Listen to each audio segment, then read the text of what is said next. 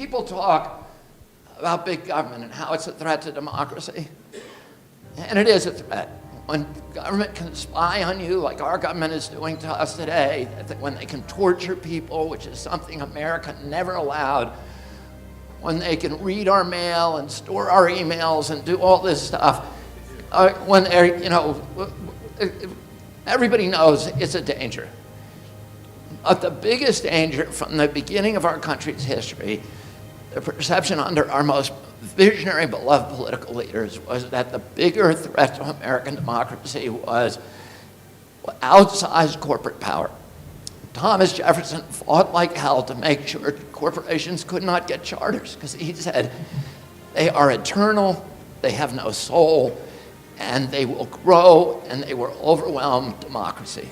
And if you let them form with these, with these limited liability charters, we will regret it, and our democracy will not survive. Andrew Jackson said the same thing. He made his bones fighting the banks to try to make sure that the banks could not get their charters. Teddy Roosevelt, a Republican, said that American democracy would never be destroyed by a foreign power because we're too big and we're too powerful. But he said it would be subverted by malefactors of great wealth who would undermine it from within. Dwight Eisenhower, a Republican, his most important and famous speech ever, on my birthday in 1960, as he was leaving office and my uncle was coming in, he gave a speech in which he warned America against the domination by a military, corporate, industrial complex, the unity of corporate and government power. Abraham Lincoln, founder of the Republican Party, and the greatest president probably in our history, at the height of the Civil War, said, I have the South in front of me and I have the corporations behind me. And for my nation, I fear the corporations more.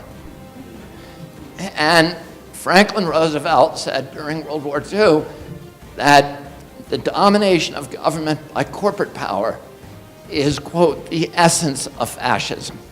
And Benito Mussolini, who had an insider's view of that process, said essentially the same thing. He complained that fascism should not be called fascism, it should be called corporatism, because it was the merger of state and corporate power.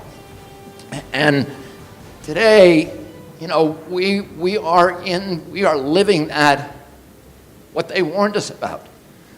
There is a seamless unity between CDC, EPA, HHS, or FDA, HHS, the regulatory agencies, and the vaccine companies. And they have turned Americans into commodities.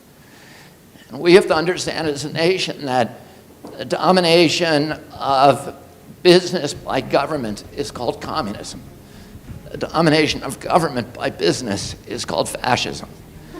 And our job is to walk that narrow trail in between and keep big government at bay with our left, with our right hand, keep big business at bay with our left, and walk down that road of free market capitalism and democracy. And in order to do that, we need a public that is educated, that understands the science, that understands all and appreciates all the milestones of tyranny, and that is willing and ready to stand up and defend the values of our country and our culture and our children's health, no matter what the individual cost to ourselves is. And I know everybody in this room is already in that category. Our challenge now is to go out and find all the other people, the men and women of goodwill in this country who, if they understood what we know, would be with us 100%. And we need to take back our country, our children's health, and our democracy. So thank you very much.